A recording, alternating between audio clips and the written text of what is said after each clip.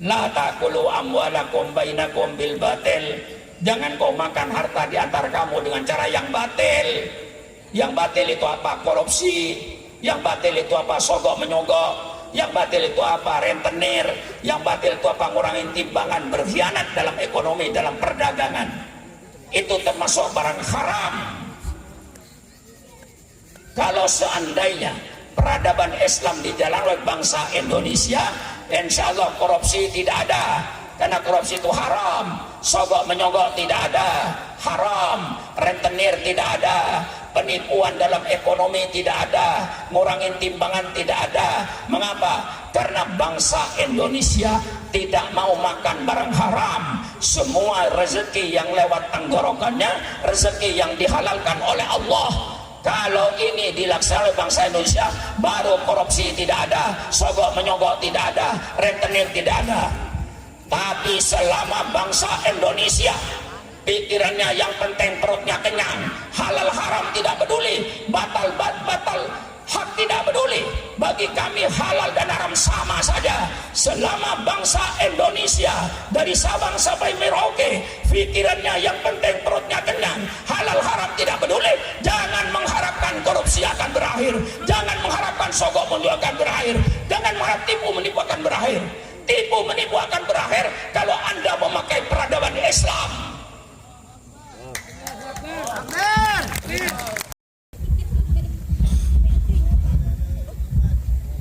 Sallu ala Nabi Muhammad.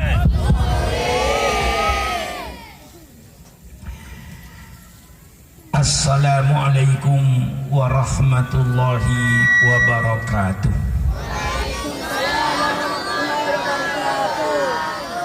Bismillahirrahmanirrahim. Alhamdulillahi rabbil alamin. Wassalatu wassalamu ala asrafil anbiya'i wal mursalin, sayyidina wa habibina wa syafi'ina wa maulana Muhammad wa ala alihi wa ashabihi ajma'in. Subhanaka la ilma lana illa ma 'allamtana innaka antal alimul hakim. La haula wa la quwata illa billahil aliyil azim. Amma ba'du.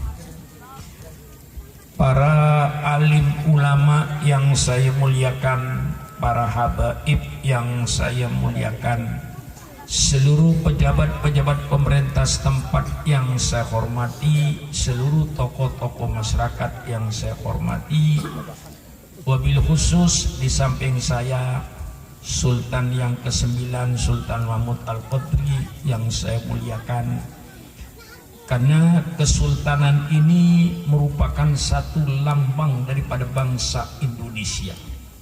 Sebelum kita merdeka, seluruh Nusantara ini dipimpin oleh para sultan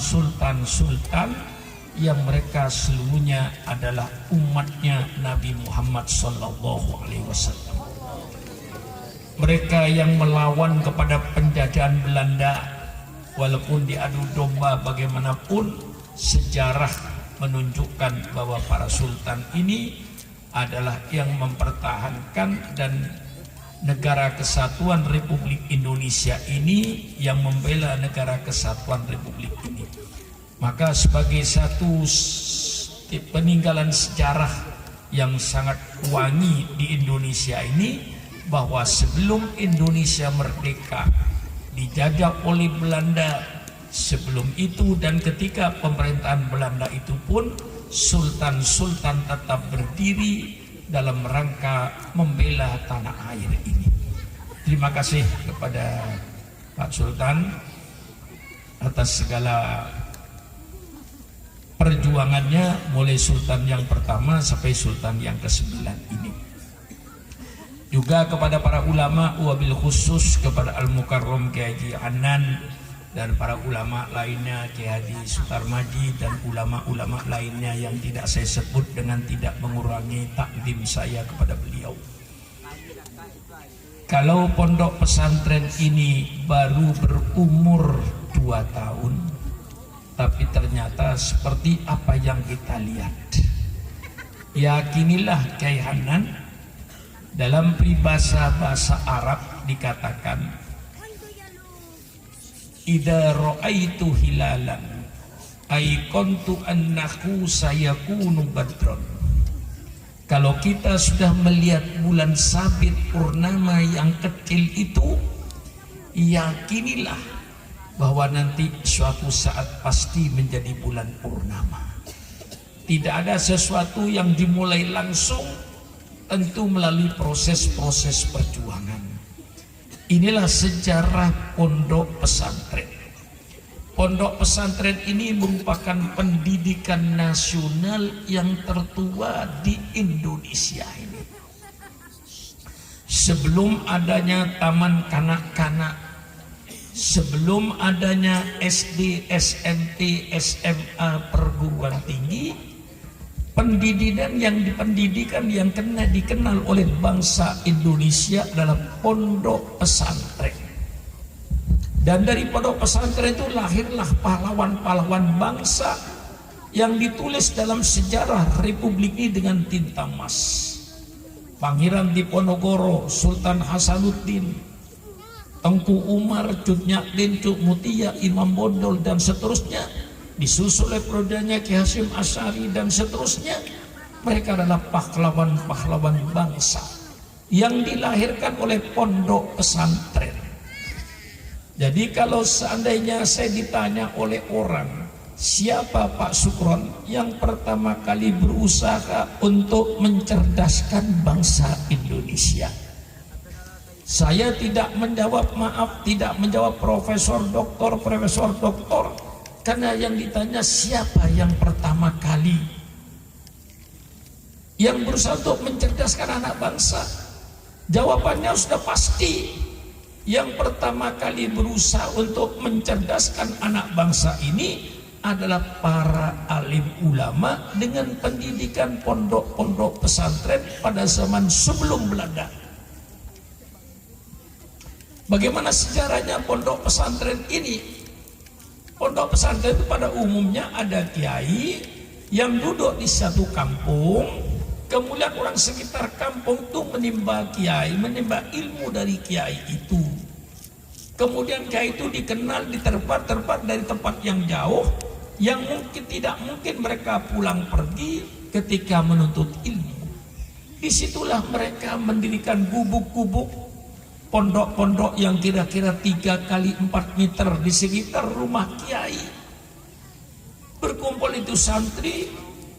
Pesantren yang pertama ini adalah Sunan Ampel, Surabaya. Itu pesantren yang pertama di Indonesia. Disusul oleh Wali Songo yang lain, disusul oleh para ulama-ulama yang lain. Terjadilah pendidikan pondok pesantren sebelum Belanda, sampai zaman Belanda, sampai zaman Republik ini. Inilah pendidikan pondok pesantren yang alhamdulillah tidak terkontaminasi dengan pengaruh-pengaruh peradaban barat, yang masih tetap mempertahankan peradaban Islam, baik pergaulannya maupun pakaiannya. Subhanallah, inilah pondok pesantren, benteng yang terakhir dalam perjuangan Islam. Dan dari sinilah lahir tokoh-tokoh Islam. Inilah sejarah daripada pondok pesantren. Pendidikan nasional yang tertua di Indonesia adalah pondok pesantren. Adapun TK, SMP, SMA, perguruan tinggi ini berdiri setelah Indonesia merdeka. Sebelum itu ulama lah di pondok-pondok, di pelosok-pelosok, di kampung-kampung. Pondok-pondok pesantren berdiri yang melahirkan anak bangsa sebagai pahlawan-pahlawan bangsa di Indonesia ini. Ini satu sejarah pondok pesantren.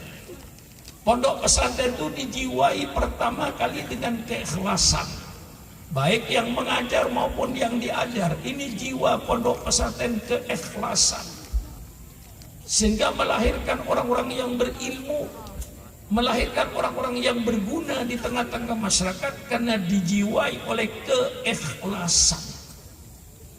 Ini jiwa pondok pesantren. Di samping ditanamkan rasa keikhlasan, Ikhlas itu artinya menuntut ilmu hanya karena Allah. Menuntut ilmu hanya untuk mencari keridhaan Allah. Yang namanya ikhlas itu menghilangkan semua karena.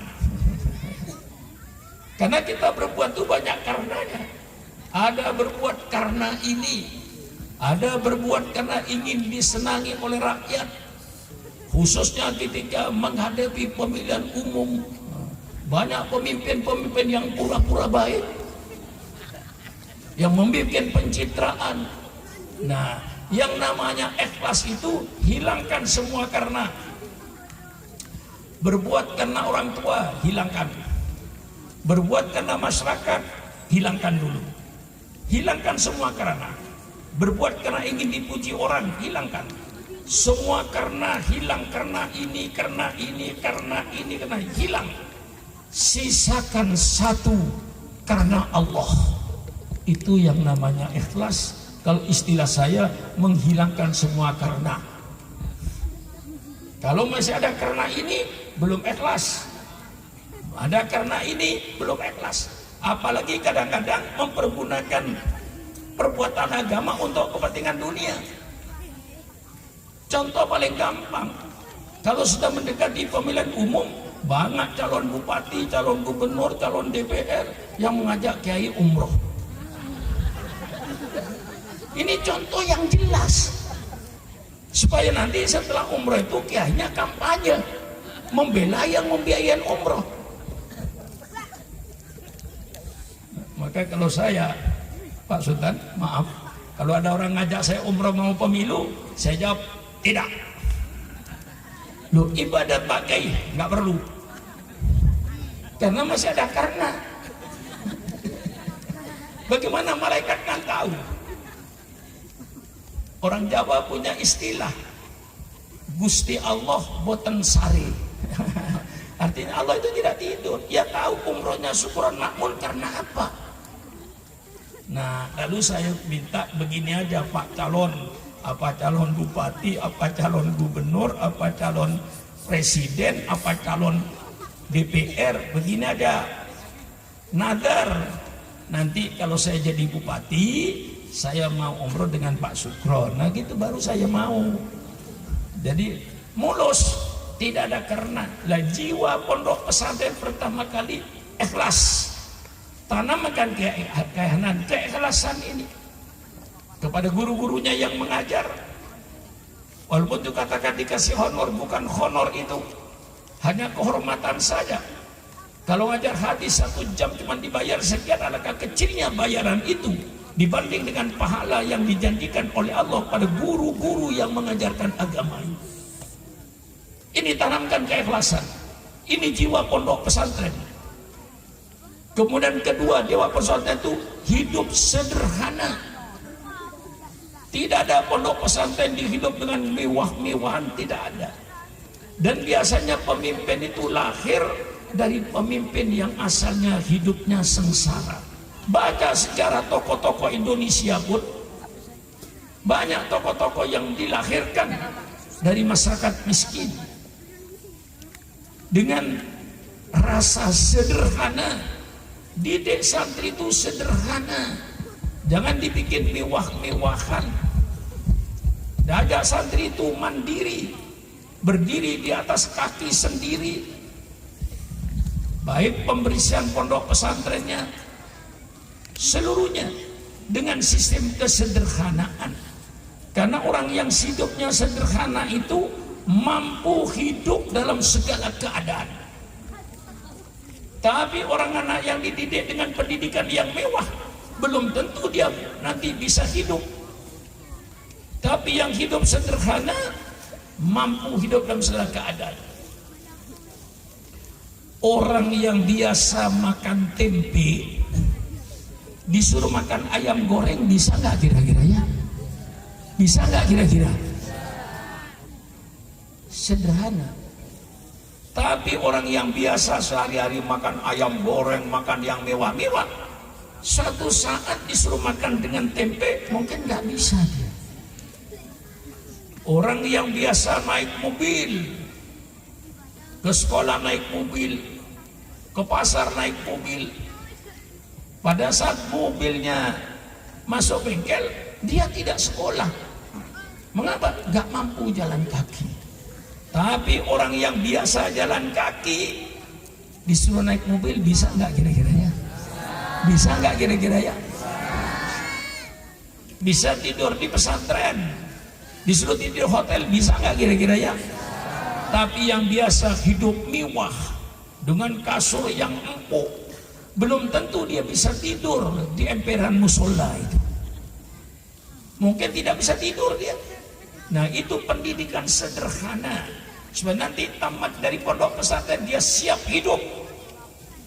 Baik hidup dalam sederhana maupun hidup kaya, semuanya siap.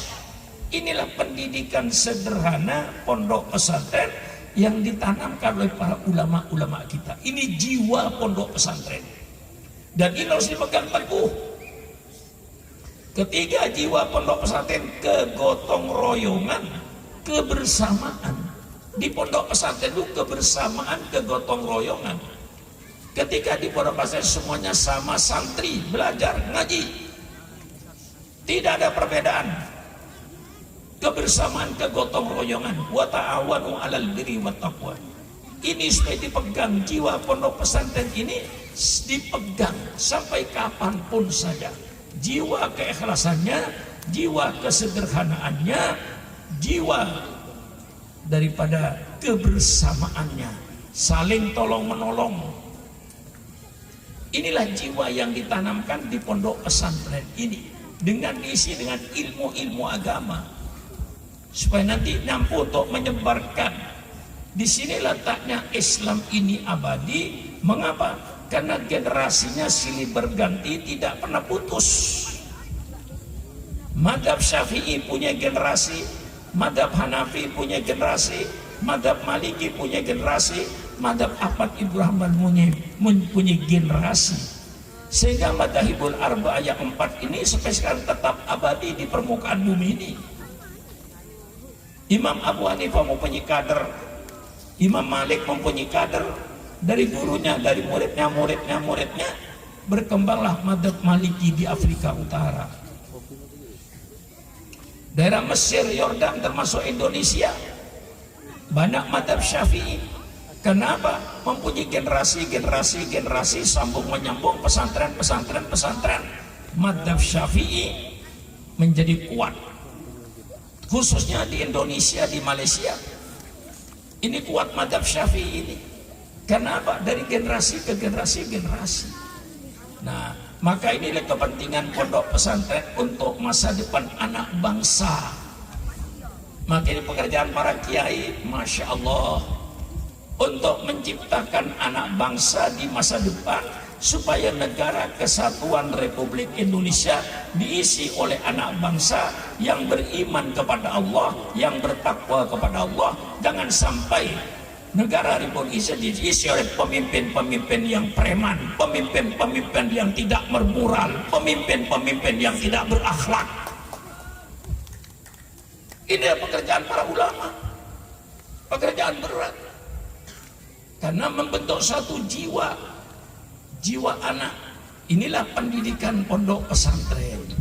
Maka kehanan tidak usah khawatir. Ini bukan bulan sabit lagi, sudah bulan tanggal 5, tanggal 6 ini ya.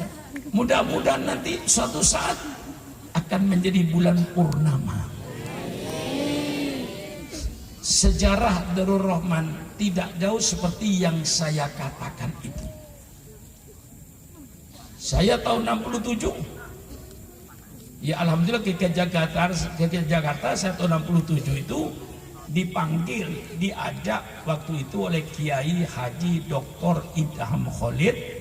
Waktu itu dia Menteri Negara Kesra. Waktu itu dia Ketua Umum PB Nahdlatul Ulama.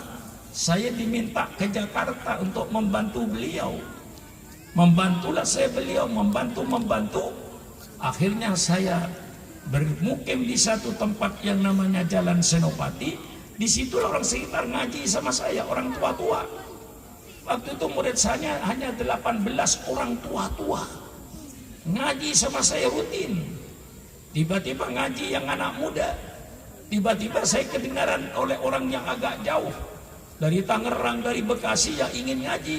Disitulah berdiri pondok pesantren yang santrinya pertama kali 2 orang yang mukim. Dari 2 orang berkembang dengan keyakinan idza ra'aitu hilalan aikontu annahu sayakunu badran.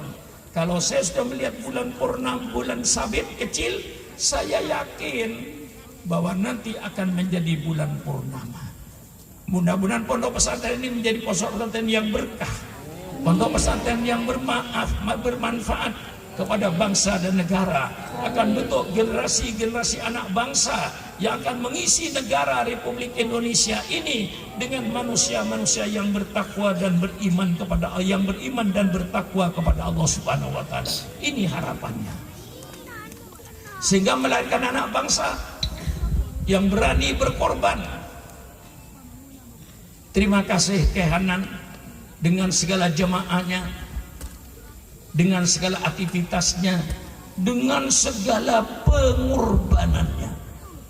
Selalu saya berpidato itu pengorbanan. Supaya Islam itu cinta berkorban. Karena tidak ada satu cita-cita, satu kemauan yang akan berhasil tanpa adanya pengorbanan. Ini supaya disadari oleh kita semua. Kita sekarang dapat hidup seperti ini karena pengorbanan orang-orang sebelum kita. Mereka berkorban. Maka selalu saya menghimbau, hai masyarakat Islam di Pontianak, tinggal pilih satu antara 2, mau berkorban atau mau jadi korban. Tidak mau berkorban, siap-siap jadi korban. Kalau sudah jadi korban, tidak perlu berkorban. Sudah jadi korban, mau apa? Berkorbanlah kalau tidak ingin jadi korban. Negara Kesatuan Republik Indonesia berdiri bukan hadiah dari Belanda. Negara Kesatuan Republik berdiri bukan hadiah dari Jepang. Berdirinya Negara Kesatuan Republik Indonesia ini berdiri di atas aliran darah bangsa Indonesia, berdiri di atas cucuran air mata bangsa Indonesia. Berapa wanita yang jadi janda, berapa anak yang menjadi yatim karena bapaknya gugur di medan perang melawan Belanda. Subhanallah, mereka yang berjasa, kita yang makan jasa. Ya, kita ini makan jasa. Saya yakin semua yang ada ini, termasuk Supernakmun, dari ketua RT, ketua RW, sampai camat, sampai bupati, sampai wali kota, sampai gubernur, sampai presidennya, sampai menteri-menteri yang ada, sampai anggota DPR yang ada, ini seluruhnya pemakan jasa. Yang berjasa siapa? Yang gugur di medan perang itu, yang sering jadi pahlawan bang, itu yang berkorban. Mereka gugur di medan perang, tidak tahu listrik masuk desa, tidak merasakan jalan tol, tidak merasakan jalan layang, tidak merasakan jembatan yang bagus. Mereka gugur di medan perang yang menikmati kita.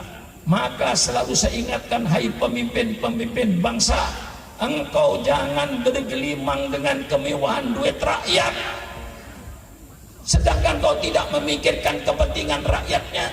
Jadilah pemimpin yang adil, jangan jadi pemimpin yang dolim. Inilah cita-cita para pahlawan bangsa ini, menjadi pemimpin yang adil. La yajrimannakum sa'ana qaumin ala alla ta'dilu.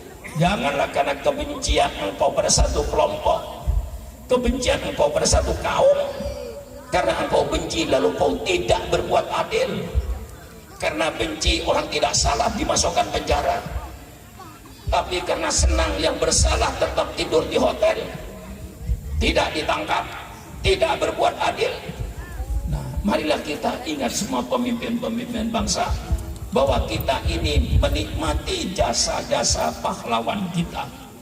Jangan kau hanya pandai makan jasa, tapi hendaknya kau pandai pula berjasa kepada bangsa ini. Orang yang hanya pandai makan jasa tapi tidak mau berjasa, itulah orang-orang hanya pandai berjoget di atas kuburan orang lain. Jangan kau berjoget di atas kuburan orang lain. Kita sudah makan jasa mereka, jasanya orang kuburan. Tapi mari kita berjasa pada bangsa ini dengan segala pengorbanan. Ingat bahwa kita nanti pasti akan kembali ke kuburan. Mari kita sampai bangun rumah kita, bangun kuburan kita dengan amal soleh, dengan ibadat kepada Allah, dengan membelanjakan sebagian hartanya. Saya ingin masyarakat Pontianak sisihkan sebagian hartamu untuk agamamu. Kalau ini kita kerjakan, insya Allah umat Islam mandiri. Umat Islam tidak tunduk pada orang yang berduit. Umat Islam tidak diatur oleh orang yang berduit. Kalau kita ini mau berkorban, saya tidak minta pengorbanan yang besar, tidak. Kalau seandainya masyarakat Pontianak ini, katakan penduduk Pontianak, kota Pontianak, katakan penduduknya 2 juta saja, lebih ya Pak.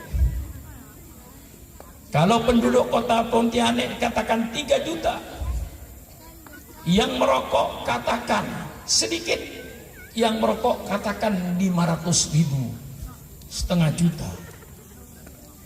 Kalau seandainya hari Jumat berhenti merokok, uang rokoknya untuk masjid kira-kira 500.000 ya, kali 25.000, berapa miliar gitu. Bisa membangun masjid, bisa membangun rumah sakit, bisa membangun peranti, apapun saja umat Islam bisa bangun. Islam akan jaya. Ibu-ibu, bu,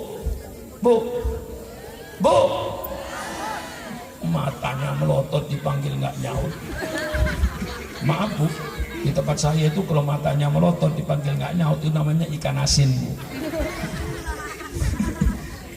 Bu, sisihkan duitnya kalau belanja. Tiap hari ibu belanja ada 5.000 lebihnya, ada Bu, sisihkan. Jumat pagi ibu buka ada duit 35.000, titipkan sama suaminya, Pak ini untuk masjid 20.000, untuk nanti saya di kuburan.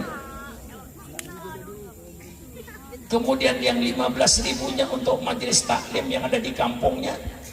Majelis taklim hidup, masjid hidup, pesantren hidup. Kalau kita mau berkorban sebagian harta kita untuk Islam. Saudara yang menjadi kuli bangunan, katakan satu hari 150.000, 6 hari dapat 900.000, ambil 25.000 tiap minggu untuk Islam.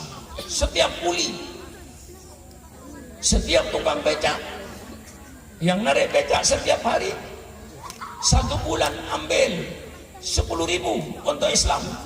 Saya kira biar tukang becak tiap bulan menyisihkan duitnya 10.000 untuk Islam, Islam akan jaya, Islam akan hidup. Inilah yang saya minta, pengorbanan.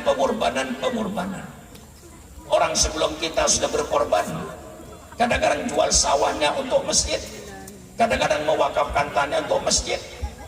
Mereka berkorban. Apa pengorbanan kita?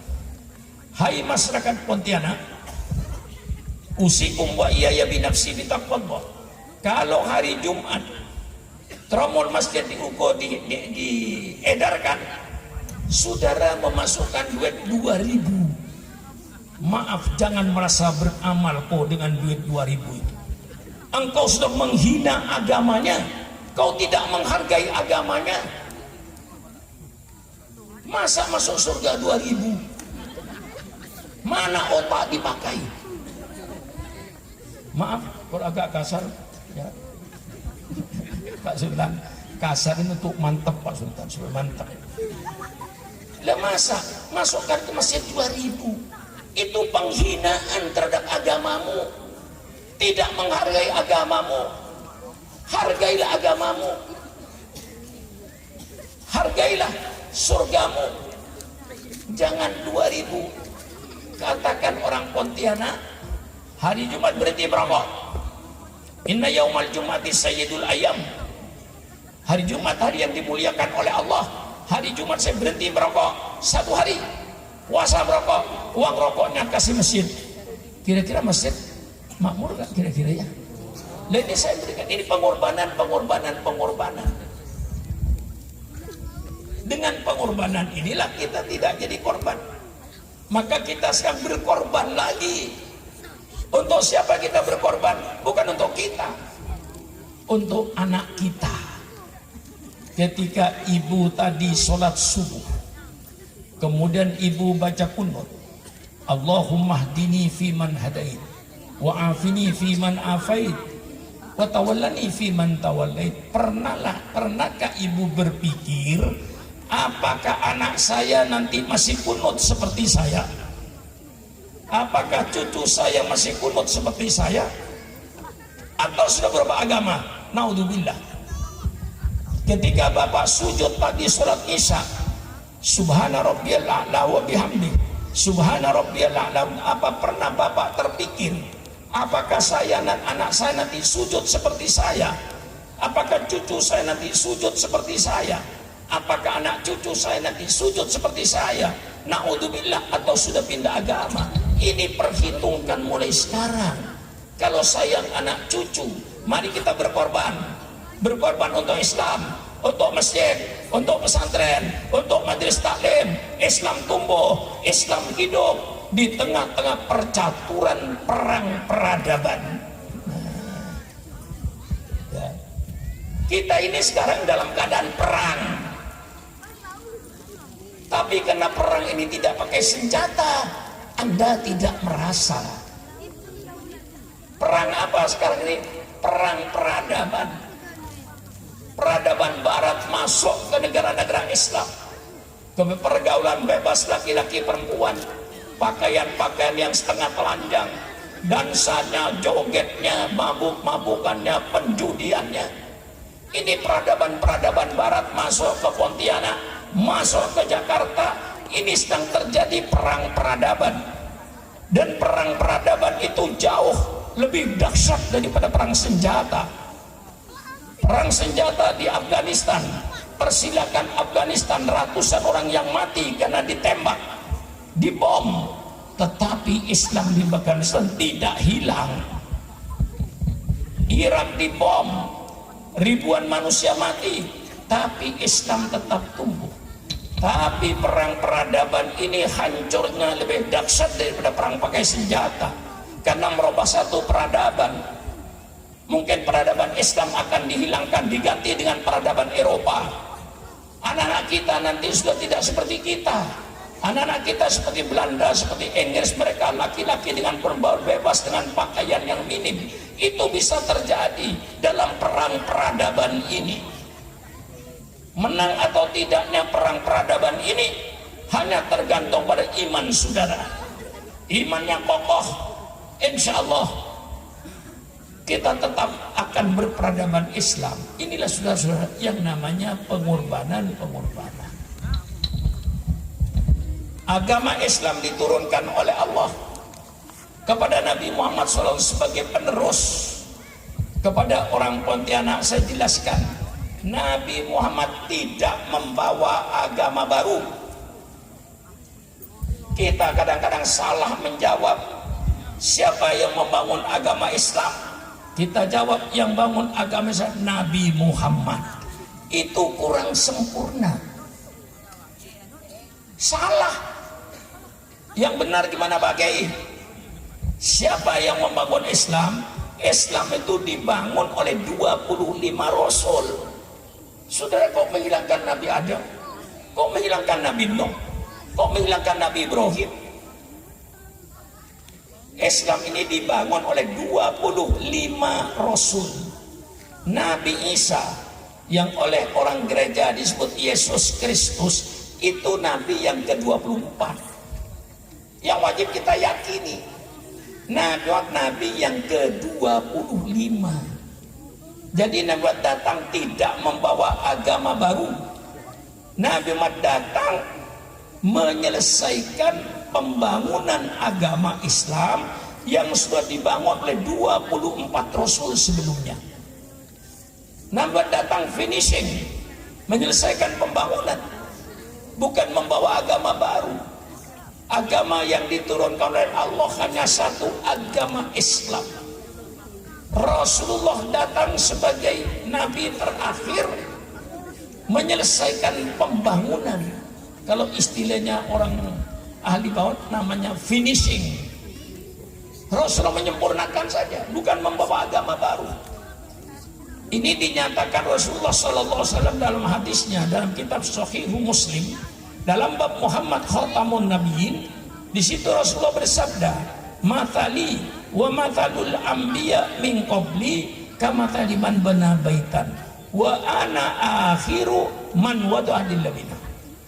Perumpamaan saya, kata Nabi Muhammad, dengan nabi-nabi sebelum saya itu cuma ibaratkan orang yang membangun sebuah rumah. Sayalah datang terakhir yang meletakkan batu terakhir, pertanda pembangunan selesai. Dengan datangnya Nabi Muhammad, pembangunan agama Allah di permukaan bumi selesai. Oleh sebab itu diresmikan oleh Allah Subhanahu wa taala. Istilah sekarang diproklamasikan atau dideklarasikan oleh Allah sendiri. Dalam Al-Quran Allah berfirman, "Al-yawma akmaltu lakum dinakum wa atmamtu alaikum nikmati wa raditu lakumul Islam madina." Pada hari ini tanggal 9 Dzulhijjah, pada hari Jumat, ketika Nabi haji yang terakhir, turunlah ayat ini di Arafah, "Al-yawma akmaltu lakum dinakum." Hari ini telah saya sempurnakan agamamu. Al-Quran 30 juz sudah turun seluruhnya. Tidak ada sisanya syariat Allah di Lauh Mahfuz. Semua syariat tumplek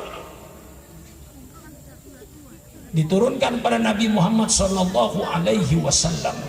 Dengan datang umat itu sempurna agama Allah yang dibangun mulai Nabi Adam. Nabi Adam mengajak umatnya supaya beriman kepada Allah, sujud kepada Allah pencipta alam semesta, bukan sujud kepada Nabi Adam. Dan Nabi Adam bersama-sama dengan umatnya sujud kepada pencipta alam semesta, Allah Subhanahu wa ta'ala. Islam. Datang Nabi Nuh. Nabi Nuh seruannya sama, mengajak umatnya beriman kepada sujud kepada Allah, bukan sujud kepada Nabi Nuh. Dan Nabi Nuh bersama-sama dengan umatnya sujud kepada Allah. Islam. Datang Nabi Ibrahim alaihissalam, seruan Nabi Ibrahim sama, mengajak umatnya beriman kepada Allah, sujud kepada Allah, bukan sujud kepada Nabi Ibrahim. Dan Nabi Ibrahim bersama-sama dengan umatnya sujud kepada Allah. Datang Nabi Musa alaihissalam. Nabi Musa seruannya sama seperti Nabi Ibrahim, mengajak umatnya beriman kepada Allah pencipta alam semesta, sujud hanya kepada Allah, bukan sujud kepada Nabi Musa. Dan Nabi Musa bersama-sama dengan sujud kepada Allah. Datang Nabi Isa yang oleh saudara kita disebut Yesus Kristus. Di dalam Al-Quran Nabi Isa seruannya sama seperti Nabi Musa, sama seperti Nabi Ibrahim, sama seperti Nabi Nuh. Apa seruan Nabi Isa? Nabi Isa mengajak umatnya agar beriman kepada Allah pencipta alam semesta, sujud kepada Allah, bukan sujud kepada Nabi Isa. Dan Nabi Isa bersama-sama dengan umatnya sujud kepada Allah Subhanahu wa ta'ala. Islam menurut Al-Quran. Datang Nabi Muhammad sallallahu alaihi wasallam.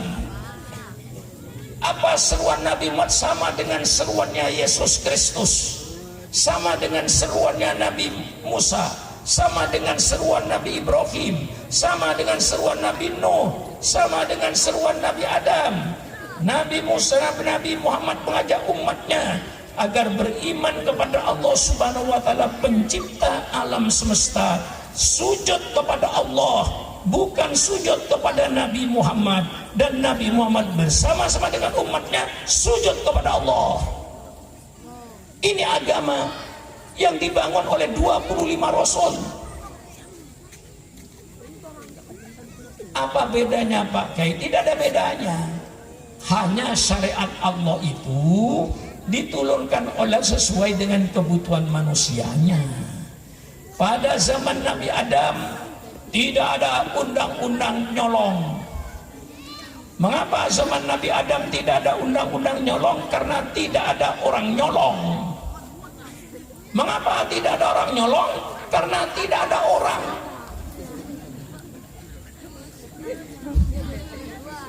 Siapa yang mau nyolong? Tanah belum dikapling-kapling Pak Sultan. Yang ngapling-kapling tanah kan Pak Sultan. Dikapling-kapling. Zaman Nabi Adam, jangankan kapling, negara kagak ada. Singapura kagak ada, Malaysia kagak ada, Indonesia kagak ada, yang ada dunia. Siapa penghuninya? Nabi Adam dengan Siti Hawa. Siapa yang mau nyolong duren atau rambutan? Kagak ada. Tidak perlu. Zaman Nabi Adam, perkawinan sederhana. Karena tidak ada orang. Oleh Allah diizinkan kakak kandung kawin dengan adik kandung dengan kakak kandungnya, diizinkan. Kalau di Pontianak ada anak mau kawin dengan adik kandungnya sendiri, itu anak salah lahir. Seandainya lahir zaman Nabi Adam, bagaimana kira-kira? Boleh saja itu. Jadi yang ingin kawin dengan adik kandungnya itu orang salah lahir. Mestinya lahirnya sama Nabi Adam. Masya Allah, ini Islam. Bisa datang Nabi Nuh disempurnakan, datang Nabi Adam disempurnakan, datang Nabi Musa disempurnakan dengan kitab Tauratnya, datang Nabi Daud disempurnakan dengan kitab Zaburnya, datang Nabi Isa disempurnakan dengan kitab Injilnya. Maka menjadi rukun Islam, kita wajib percaya pada kitab-kitab suci yang diturunkan oleh Allah kepada nabi-nabi sebelumnya. Tetapi yang kita percaya kitab suci yang mana? Kitab suci yang asli. Yang asli mana Pak Sukron? Kitab Zabur yang asli yang mana Pak Sukron?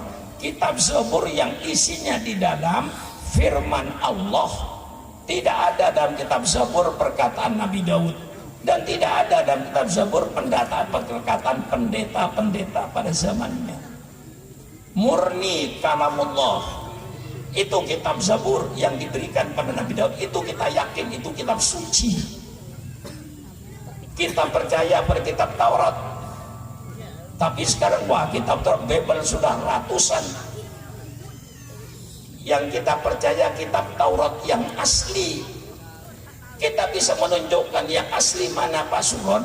Yang asli yang firman Allah, Allah berikan pada Nabi Musa untuk disampaikan kepada umatnya. Dan dalam kitab Taurat tidak ada perkataan Nabi Musa, dan tidak ada perkataan pendeta-pendeta. Itu namanya asli kalamullah. Kita percaya pada kitab Injil, bahwa Allah turunkan kitab suci namanya Injil. Bagi umat saya Injil yang mana? Yang kitab Injil yang asli. Yang asli yang mana? Yang firman Allah, Allah berikan kepada Nabi Isa untuk disampaikan kepada. Dan dalam kitab Injil tidak ada perkataan Nabi Isa. Dalam kitab Injil tidak ada perkataan pendeta-pendeta pada zamannya. Yang ada hanya firman Allah. Itu kitab suci Injil menurut Al-Quran. Kalau orang Kristen sekarang mengesahkan 4 Injil, persilakan. Mereka berkata 4 Injil asli, persilakan. Tapi kami umat Islam tahu, yang namanya Injil Matius itu ditulis oleh orang yang namanya Matius. Yang namanya Injil Lukas ditulis orang yang namanya Lukas. Yang namanya Injil Markos ditulis orang yang bernama Markos. Injil Yahya ditulis orang yang bernama Yahya dan redaksinya tidak sama, berbeda. Mereka yakin itu asli, persilakan, saya hormati, saya tidak menyalahkan Anda. Tapi dalam Al-Quran, kitab Injil yang asli itu bukan yang ditulis oleh manusia-manusia yang ada, tetapi kitab Injil yang asli firman Allah kepada Nabi Isa untuk disampaikan kepada umatnya. Dan dalam kitab Injil tidak ada perkataan Nabi Isa dan tidak ada perkataan pendeta-pendeta pada zamannya. Ini yang saya tanamkan untuk meluruskan akidahnya umat Islam. Ada satu Injil yang dilarang oleh gereja untuk dibaca, namanya Injil Barnabas. Mengapa dilarang? Karena Injil Barnabas isinya agak mirip dengan kitab suci Al-Quran dalam soal penyaliban Nabi Isa. Oleh sebab itu tidak boleh dibaca. Ya persilakan, itu keyakinan mereka. Tapi saya baca Injil Barnabas, disitulah yang disalib bukan Nabi Isa, tapi yang disalib namanya Yudas Iskariot, muridnya Nabi Isa. Bukan Nabi Isa, Musa diangkat oleh Allah ke langit. Nah, di sini kitab Injil Barnabas mirip dengan Al-Quran, wa ma qatalu wa ma salabu walakin subbiha lahu. Yang dibunuh itu, yang disalib bukan Nabi Isa, tapi orang yang diserupakan Nabi Isa. Injil Barnabas berkata bahwa yang disalib itu bukan Nabi Isa, tapi Yudas Iskariot, muridnya Nabi Isa yang membelot. Saya baca. Ya. Adapun orang gereja berkata itu kitab asli, persilakan. Saya tidak menyalahkan keyakinan mereka, tapi keyakinan saya tidak seperti mereka. Keyakinan saya kitab Injil yang asli itu, yang firman Allah berikan pada Nabi Isa, sama dengan kitab suci Al-Quran. Kitab suci Al-Quran itu firman Allah turunkan pada untuk sampai seumatnya. Tidak ada di dalam Al-Quran perkataan Nabi Muhammad, tidak ada di dalam Al-Quran itu perkataan para sahabat-sahabat Rasulullah seperti Abu Bakar, Umar, Uthman, Ali. Tidak ada. Murni Al-Quran itu dari surat Al-Fatihah sampai Qul a'udzu binas, murni itu kalamullah. Tidak ada dalam Al-Quran perkataan Nabi Muhammad, tidak ada dalam perkataan para sahabat. Inilah kitab suci Al-Quran. Kita bisa menunjukkan keasliannya. Nah, setelah turun Al-Quran sempurna, karena pembangunan sudah selesai, biasanya pemerintah kalau pembangunan selesai kan diresmikan gunting pita. Nah, begitu Islam sempurna selesai, Allah meresmikan dan mendeklarasikan. Maka kepada pemerintah saya mohon maaf, kepada agama lain saya mohon maaf. Ini pernyataan Allah, bukan pernyataan Sukron Makmun. Apa pernyataan Allah dalam kitab suci Al-Quran? Al-yawma akmaltu lakum dinakum wa atmamtu alaikum nikmati wa raditu lakumul Islam madina.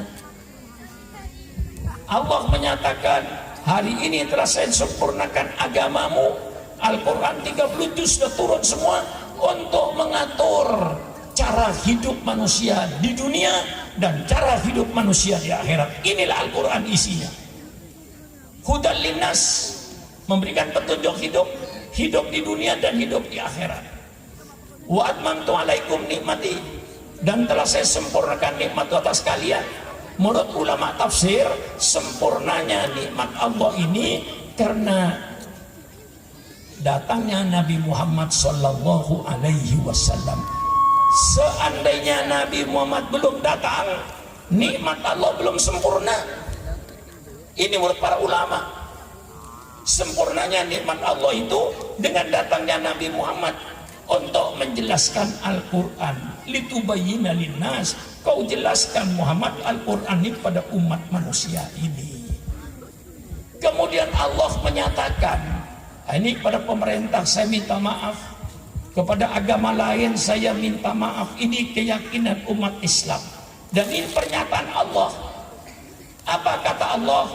Wa raditu lakumul Islam madina, Kata Allah bukan kata Sukron Makmun. Kata Allah, saya ridho, saya rela agama Islam sebagai agamamu. Menurut Allah Subhanahu wa taala, agama yang diridhoi oleh Allah hanya agama Islam. Hanya agama Islam. Hanya agama Islam. Enggak usah ragu-ragu, Saudara. Ini bukan perkataan Sukron Makmun Allah. Malah Allah memperkuat lagi dengan ayatnya, inna dina indallahil Islam. Sesungguhnya agama yang diridhoi oleh Allah hanya agama Islam. Hanya agama Islam. Hanya agama Islam. Menjelit saya ini supaya yakin. Adapun mereka berkata agama mereka yang itu apa, silakan, itu keyakinan masing-masing. Tapi keyakinan saya berdasarkan Al-Quran, bukan analisa saya, bukan narasi saya. Tapi ini Al-Quran yang menyatakan bahwa agamanya adalah agama Islam. Nah, dalam menegakkan agama Islam ini, Rasulullah penuh dengan pengorbanan. Ini baca lagi pengorbanan Rasulullah.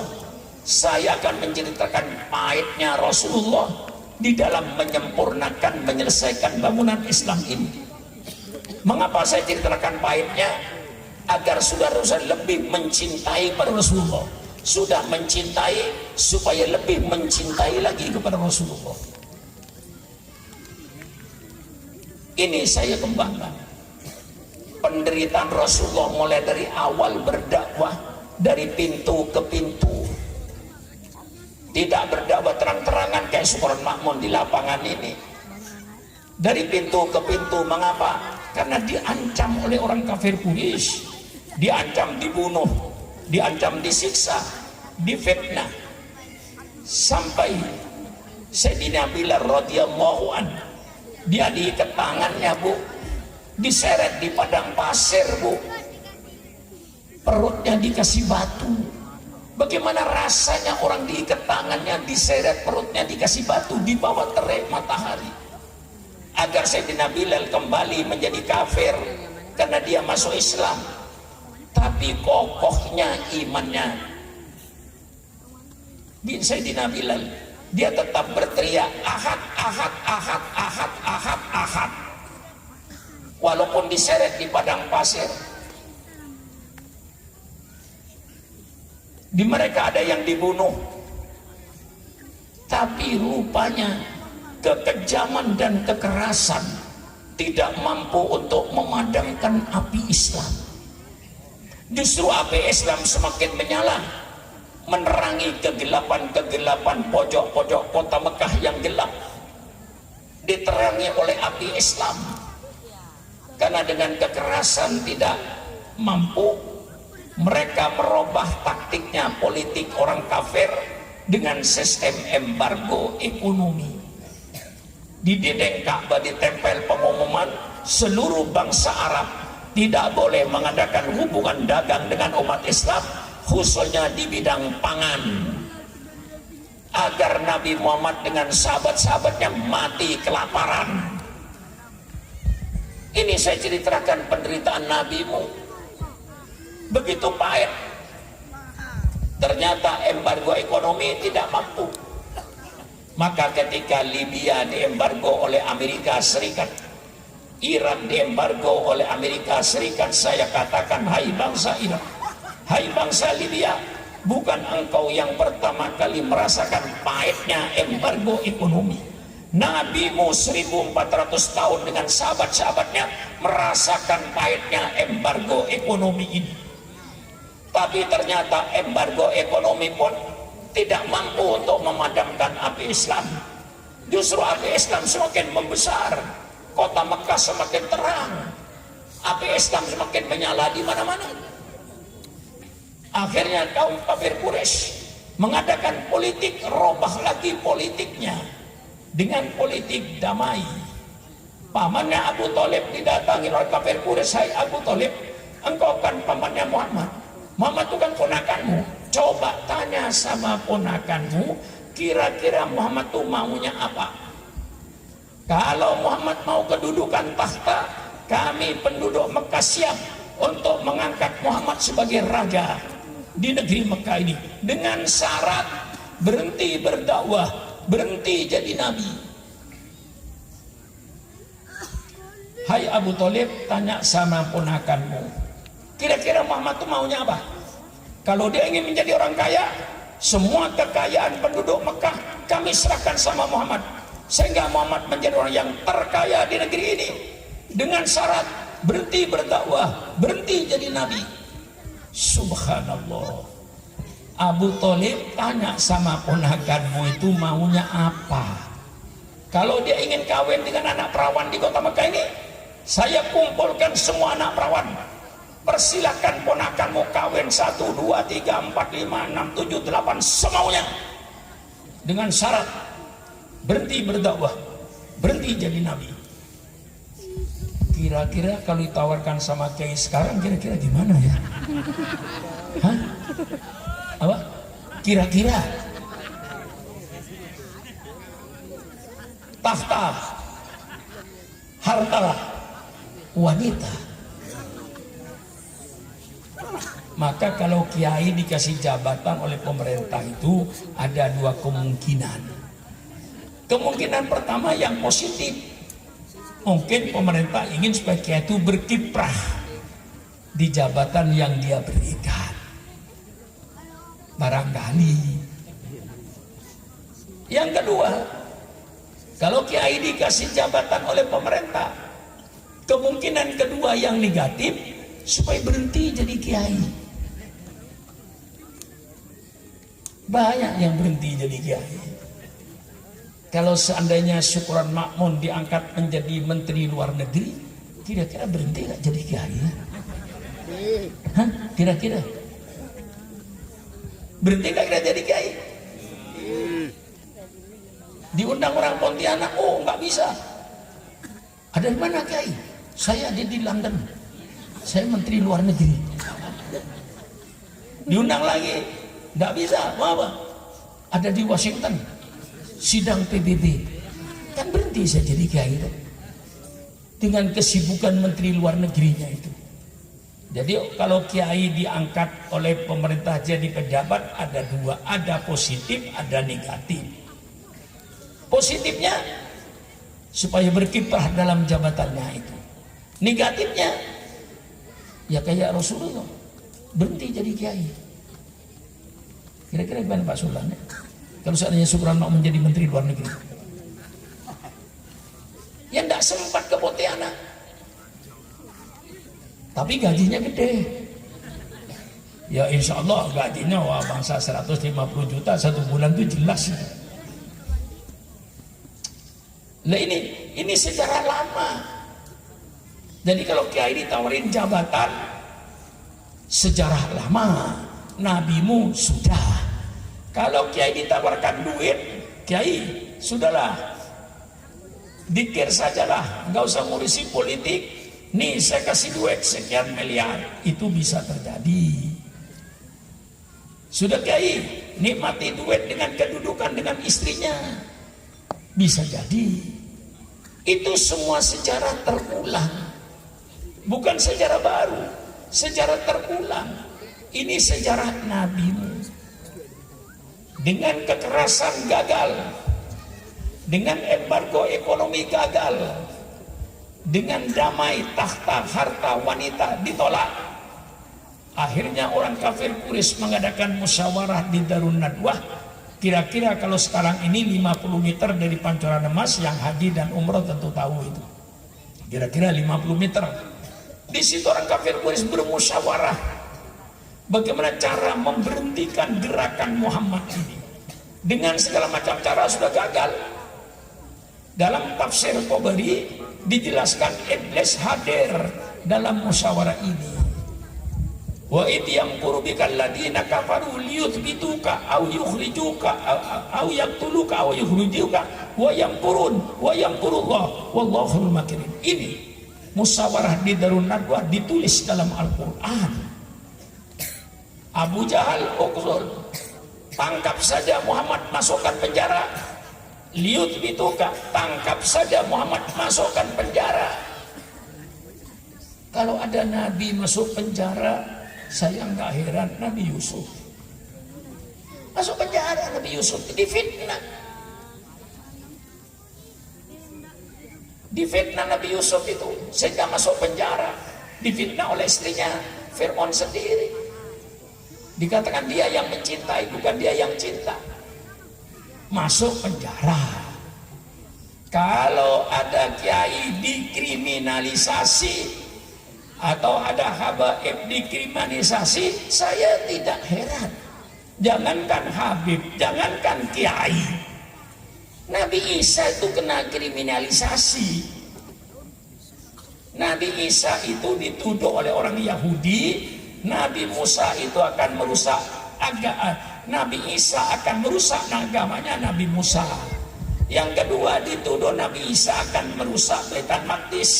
Dengan dua tuduhan ini Raja Yahudi ketok palu bahwa Isa, Yesus Kristus harus dihukum mati di tiang salib. Ini keputusan Raja Yahudi mengkriminalisasi Nabi Isa. Jadi kalau saya tidak heran kalau ada pemerintah tidak adil, tidak heran saja. Quran sudah menyatakan, la yajrimannakum sana'anu qaumin ala alla tadilu i'dilu. Janganlah karena kebencian engkau bersatu kelompok, janganlah karena kebencian engkau satu golongan, biar tidak salah dimasukkan penjara, karena senang biar salah dibela. Ini Quran yang menyatakan itu.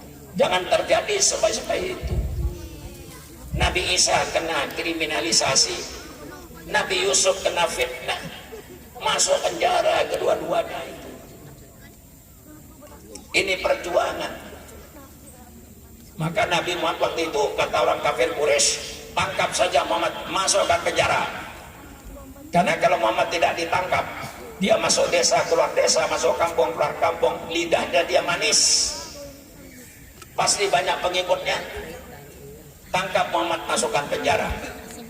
Iblis angkat tangan, sia-sia kau menangkap Muhammad, itu tidak ada gunanya. Sebab apa? Muhammad itu adalah golongan bangsa Quraisy, orang yang sangat dihormati oleh orang Arab, yang sangat dihargai orang Arab. Pasti kalau anggotanya di penjara demi prestasi kemuliaan bangsa Quraisy akan dikeluarkan oleh bangsa Quraisy dari penjara. Sia-sia kau menangkap Muhammad, tidak ada gunanya.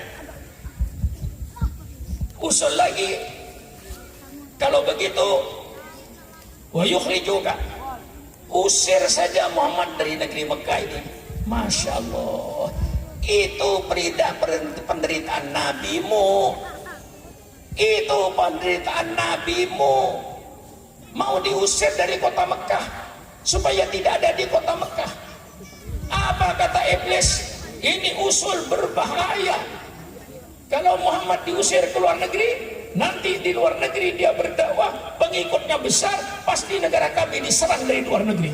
Bahaya. Sampai di situ mereka membuat tipu muslihat. Ini sejarah.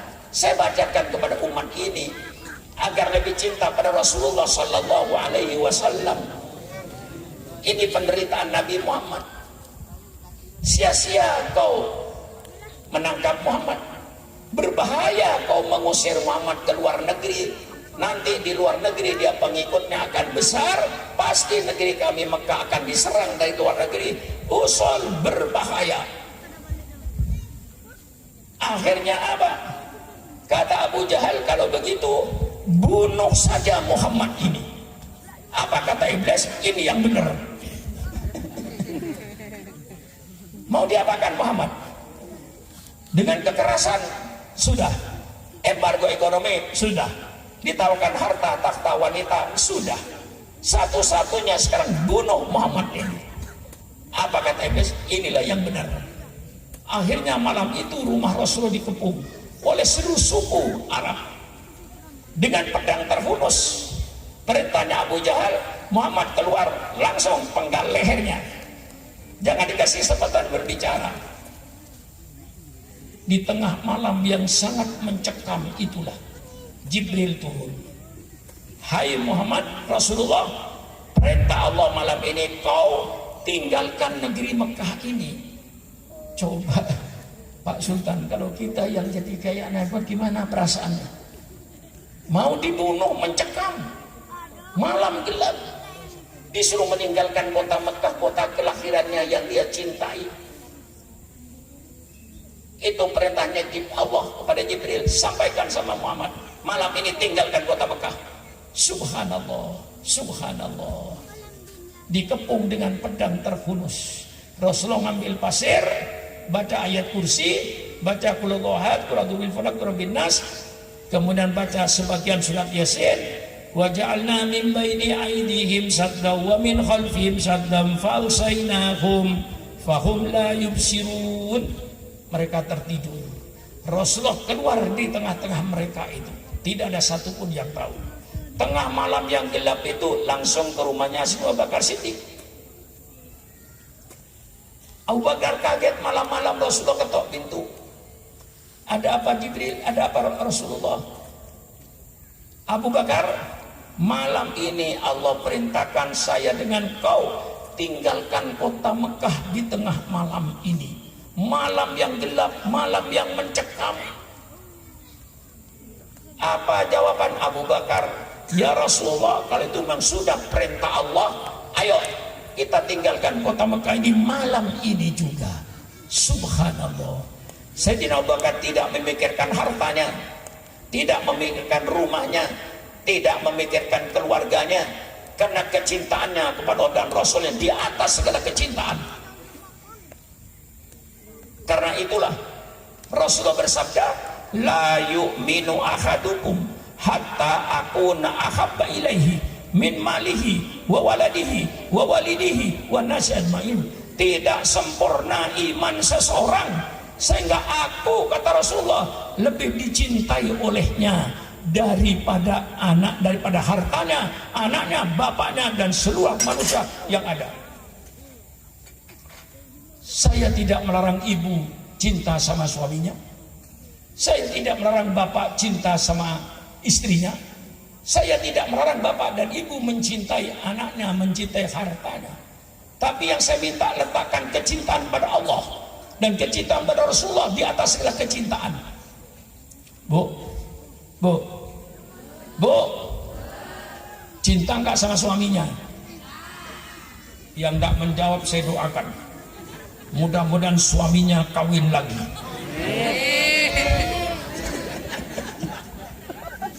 Yang tadi batal. Saya ulang sekali lagi. Kalau saya ulang sekali ini tidak menjawab, saya doakan betul. Ya kalau tidak sayang sama suaminya, apa salahnya saya suruh kawin lagi? Betul apa tidak? Jawab bu. Bu, cinta nggak sama suaminya? Cinta nggak sama suaminya? Jangan kawin lagi pak, masih cinta. Bapak-bapak, cinta nggak sama istrinya? Cinta nggak sama istrinya? Yang tidak menjawab itu berarti sudah punya cadangan di luar rumah.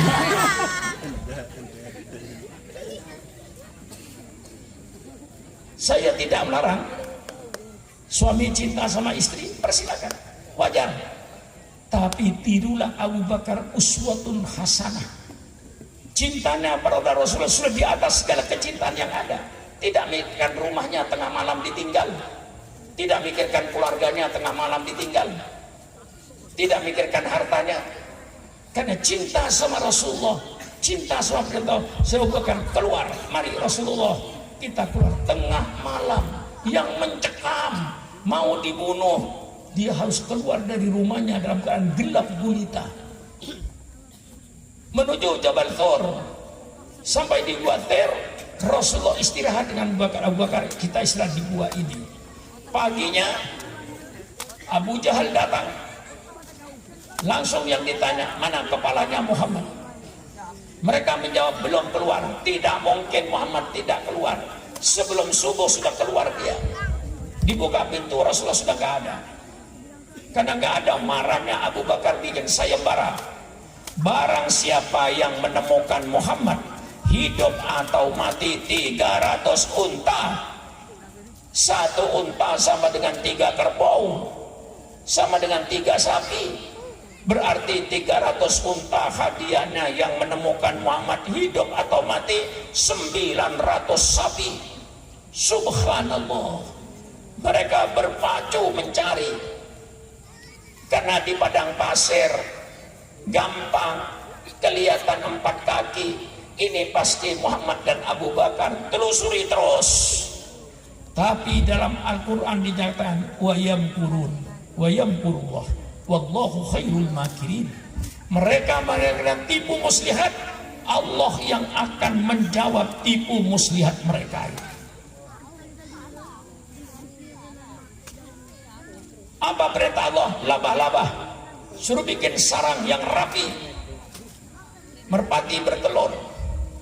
Begitu mereka mendekati Gua Thor, melihat sarang laba-laba masih utuh, semuanya teriak.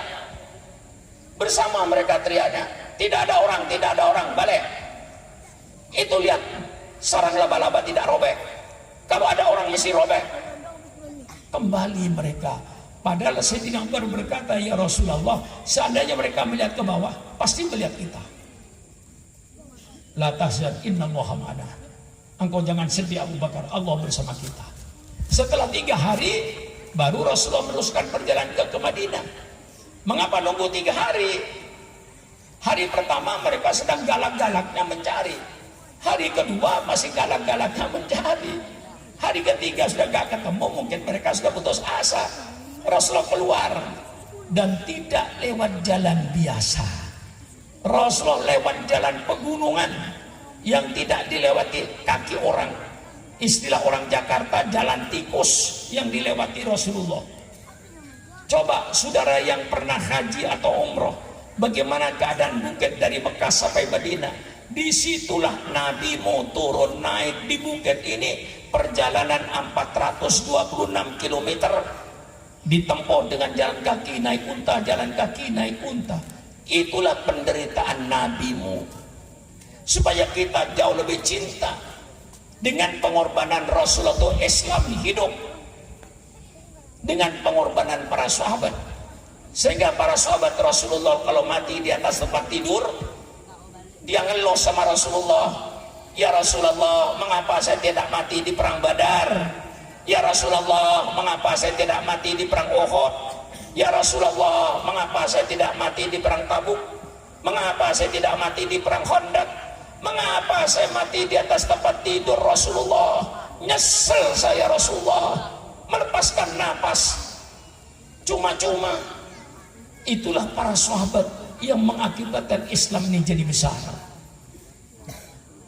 Dengan pengorbanan Rasulullah dan pesat, Islam jadi besar. Sampai di Madinah barulah Rasulullah berdakwah leluasa. Rasul meninggalkan satu negara, negara Madinah, dengan penduduk yang pluralistik, bermacam-macam suku, bermacam-macam agama. Tapi Rasulullah bisa mendamaikan semua suku dan semua agama ini di bawah pimpinan junjungan kita Nabi besar Muhammad SAW, dengan suatu perjanjian yang namanya Piagam Madinah, Mithaqul Madinah. Ini yang dibikin Rasulullah bersama mereka. Saya baru bisa ikut damai.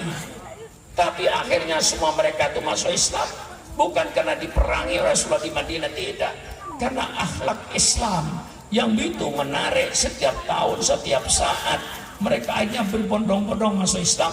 Akhirnya Madinah menjadi negara Islam semuanya. Inilah perjuangan Rasulullah dalam menegakkan peradaban Islam. Huwallazi arsala rasulahu bil huda wa dinil haq liyudhhirahu 'alad dini kullih.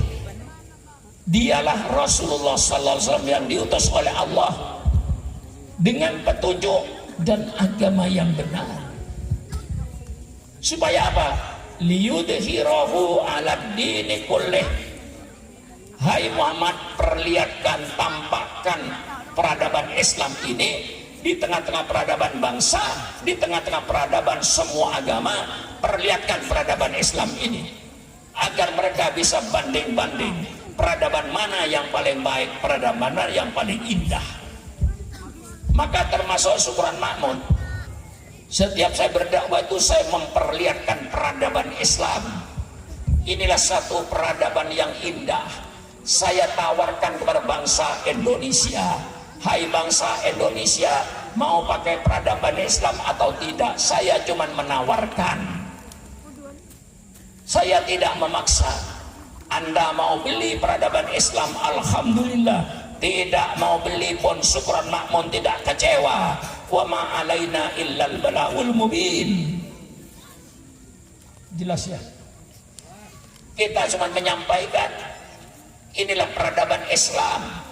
Bagaimana peradaban Islam dalam tauhid, bagaimana peradaban Kristen, bagaimana peradaban Buddha, bagaimana peradaban Hindu. Mari di tengah-tengah semua agama ini kita perlihatkan peradaban Islam, bahwa Islam hanya menyembah pencipta.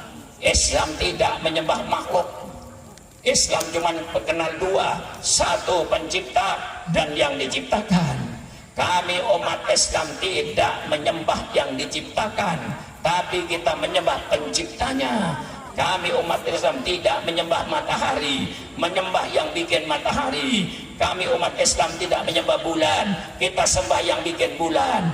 Kami tidak menyembah bintang, sembahlah yang bikin bintang. Kami tidak menyembah pohon, sembahlah yang bikin pohon. Kami tidak menyembah batu, sembahlah yang bikin batu. Ini peradaban Islam dalam akidah. Tidak ada kita mentuhankan makhluk Allah. Itu namanya syirik dalam Islam. Syirik itu artinya mengangkat sesuatu, disamakan atau disejajarkan dengan Allah. Itu syirik. Kita tidak menyembah manusia berbentuk apapun saja. Yang kita sembah yang menciptakan manusia. Subhanallah, alangkah jernihnya dan bersihnya akidah Islam ini. Ini saya tawarkan pada bangsa Indonesia. Bangsa Islam mau, persilakan. Tidak mau, syukuran makmun, tidak kecewa. Karena kewajiban saya, wa ma alaina illal balaul mubin. Saya cuma berkewajiban menawarkan peradaban Islam ini kepada seluruh umat manusia. Mengapa? Karena Nabi Muhammad itu diutus pada semua manusia. Nabi Muhammad bukan nabinya orang Arab saja. Nabi Muhammad bukan nabinya orang Indonesia saja. Nabi Muhammad bukan nabinya orang Cina saja. Nabi Muhammad bukan nabinya orang Eropa saja. Nabi Muhammad bukan nabinya orang Amerika saja. Nabi Muhammad nabinya semua umat manusia. Kalau nabi-nabi sebelumnya diutus oleh Allah hanya pada kaumnya, tapi Nabi Muhammad diutus oleh Allah dengan syariat Islam yang sudah tumplak-blak, syariat Islam yang sudah turun semuanya. Maka Rasul diutus oleh Allah, wa ma arsalnaka rahmatan lil alamin. Tidak saya utus engkau Muhammad kecuali menjadi rahmat ke seluruh alam. Rahmatnya Rasulullah ini karena Rasulullah itu diutus untuk semua umat manusia, berbeda dengan nabi-nabi sebelumnya. Nah, kalau sekarang ada kiai yang menafsirkan macam-macam, ya terserah. Misalnya kalau hari Natal nanti tanggal 25 Desember, pemuda Islam suruh jaga gereja. Ditanya mengapa rahmatan lil alamin, mana kitabnya itu? Ngaji sama siapa itu? Nanti tahun baru Cina, Imlek, anak-anak pemuda Islam disuruh jaga kelenteng Cina, di dalamnya menyembah berhala. Mengapa kok dijaga? Rahmatan lil alamin. Katanya, karena yang ngomong kiai, semua kiai diem, kecuali syukuran makmun.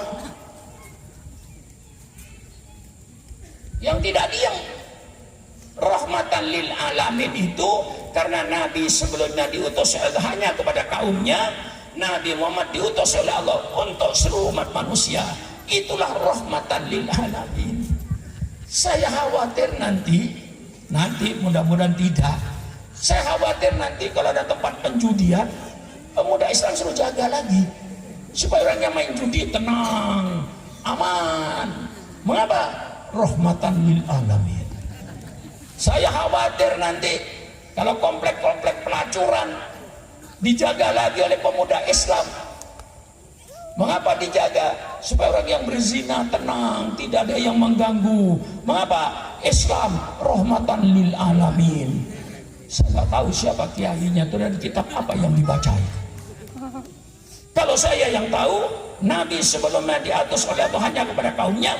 Nabi Muhammad diutus oleh Allah untuk semua umat manusia. Wa ma arsalnaka illa rahmatan lil alamin, untuk seluruh umat manusia. Nah, disitulah kita harus memperkenalkan peradaban Islam. Mungkin orang Pontianak sudah Islam, tapi mungkin rumah tangganya belum Islam. Mari kita berperadaban Islam, jangan berperadaban Barat, jangan berperadaban kafir. Mari kita berperadaban Islam. Bagaimana peradaban Islam dalam membangun rumah tangga? Kalau orang laki-laki senang dengan perempuan, wajar. Kalau ada laki-laki tidak senang dengan perempuan, tidak wajar. Kalau perempuan senang dengan laki-laki, wajar. Kalau ada perempuan tidak senang dengan laki-laki, perempuan tidak wajar. Hei, yang muda-muda, senang kamu dengan laki-laki? Hei, jawab. Senang gak dengan laki-laki? Yang tidak senang, mudah-mudahan tidak dapat jodoh. Kalau nggak senang. Allah yang membuat laki-laki senang dengan perempuan, perempuan senang dengan laki-laki. Allah yang menciptakan cinta itu. Nah, Allah tidak melarang laki-laki bergaul dengan perempuan sebebas-bebasnya. Hanya Allah mengatur supaya bisa bergaul sebebas melalui pintu yang dibikin oleh Allah yang namanya syariat Islam, hukum perkawinan. Ada yang kawin, ada yang mengawinkan. Kalau kawin sendiri itu namanya pelacur. Jelas? Kalau kawin sendiri namanya pelacur. Dikawinkan, siapa yang mengawinkan? Kedua orang tuanya yang mengawinkan, yang punya, yang berhak. Kemudian ada ijab wal qabul, ada mahar, ada saksi.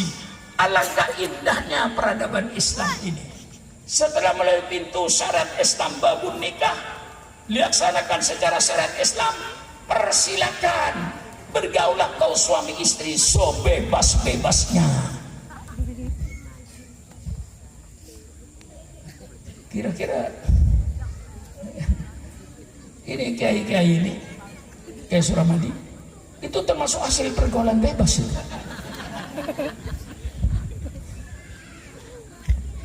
Rasa enggak?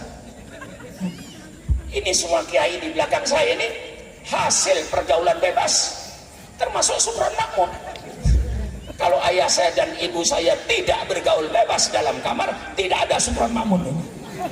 Jadi Supron Makmun termasuk pergaulan bebas, tapi pergaulan bebas yang diridhokan melalui pintunya Allah yang namanya syariat Islam. Tidak, oke. Merasa enggak kalau hasil pergaulan bebas? Mana? Pak Sutar Maji merasa kalau sampai hasil pergaulan bebas? Semua di lapangan ini hasil pergaulan bebas. Islam tidak melarang. Fankihu ma tabalakum minan nisa, itu perintah pergaulan bebas itu. Tapi melalui pintu yang dilarang oleh Allah, pergaulan bebas yang tidak bertanggung jawab. Contohnya ayam. Bu, tahu ayam nggak bu? Tahu ayam nggak bu? Masa nggak tahu digoreng tiap hari? Ayam bertelur, katakan telurnya 6, ngerem. Kebetulan ada yang jadi ayam jago, gede anaknya ini, ayam jago gede. ibu kandungnya dikawin, kurang ajar nggak? Kurang ajar nggak? Kurang ajar nggak? Siapa yang kurang ajar? Hah? Ayam. Ayam bertelur 6 ngerem netes jadi ayam betina. Gede ayam betina ini dikawin oleh bapak kandungnya sendiri. Kurang ajar apa tidak? Siapa? Itu yang dilarang oleh Allah. Pergaulan bebas seperti ayam, seperti kambing, seperti kebo, itu yang dilarang. Kalau pergaulan bebas melalui pintunya, persilakan bergaul bebas sebebas-bebasnya. Syukran makmum termasuk hasil pergaulan bebas antara ayah saya dan ibu saya. Bagaimana? Mantap? Mantap? Nah, ini saudara. Nah, setelah kawin dengan akad nikah, Islam punya peradaban rumah tangga. Bagaimana peradaban rumah tangganya? Wa ashiruhunna bil ma'ruf. Pergaulan istrimu itu dengan halus, dengan lemah lembut, jangan kasar kepada istrinya, apalagi sampai memukul istrinya. Maka kalau syariat Islam dilaksanakan bangsa Indonesia, tidak ada kekerasan rumah tangga. Kekerasan rumah tangga ini karena tidak memakai syariat Islam. Kalau dipakai syariat Islam, tidak ada kekerasan. Wa ashiruhunna bil ma'ruf. Seorang istri yang bertakwa kepada Allah, ad-dunya mataun wa khairu mata'i al-maratus sholiyah. Dunia ini perhiasan, mobil perhiasan, rumah perhiasan, emas perak perhiasan, tapi tidak ada perhiasan yang lebih indah dari perhiasan seorang wanita yang takwa kepada Allah, beriman lalu berbakti pada suaminya. Itu wanita yang paling mulia, yang berbakti pada suaminya. Tidak ada kekerasan anak tidak ada. Laisa minna man lam yuqir kabirona wala yarham shaghirona. Tidak ada kekerasan kepada anak. Orang tua cinta sama anak, anak hormat sama orang tua. Kata-kata birrul walidaini yang ada hanya dalam peradaban Islam. Alangkah indahnya peradaban Islam ini. Saya tawarkan sekarang melalui peringatan Maulid, saya sedang menawarkan peradaban Islam. Untuk siapa? Untuk bangsa Indonesia.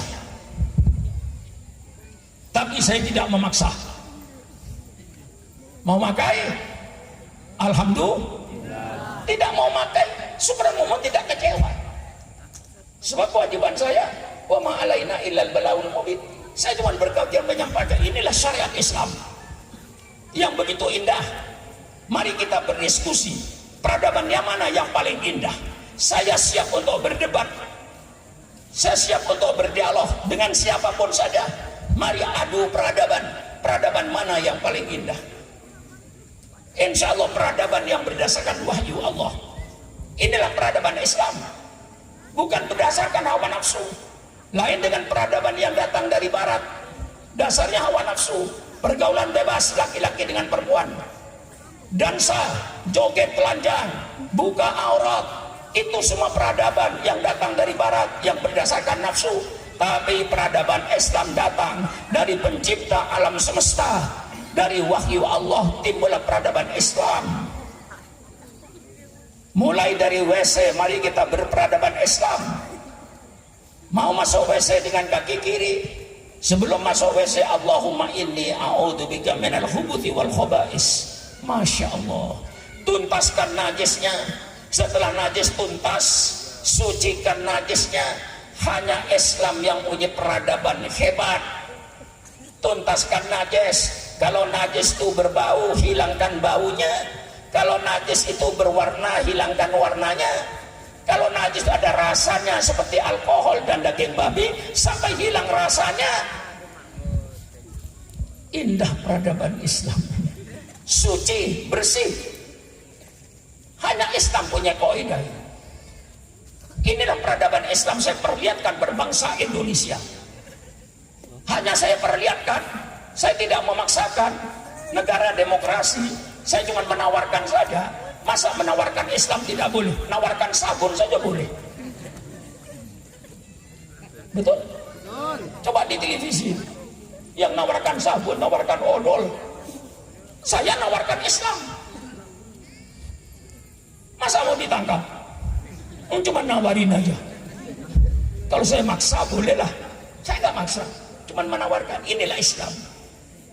Dapurnya peradaban Islam yang paling indah. La taqulu amwalakum bainakum bil batil. Jangan kau makan harta di antara kamu dengan cara yang batil. Yang batil itu apa? Korupsi. Yang batil itu apa? Sogok menyogok. Yang batil itu apa? Rentenir. Yang batil itu apa? Ngurangin timbangan, berkhianat dalam ekonomi, dalam perdagangan. Itu termasuk barang haram. Kalau seandainya peradaban Islam dijalankan oleh bangsa Indonesia, insya Allah korupsi tidak ada, karena korupsi itu haram. Sogok menyogok tidak ada, haram. Rentenir tidak ada, penipuan dalam ekonomi tidak ada, ngurangin timbangan tidak ada. Mengapa? Karena bangsa Indonesia tidak mau makan barang haram. Semua rezeki yang lewat tenggorokannya, rezeki yang dihalalkan oleh Allah. Kalau ini dilaksanakan oleh bangsa Indonesia, baru korupsi tidak ada, sogok menyogok tidak ada, rentenir tidak ada.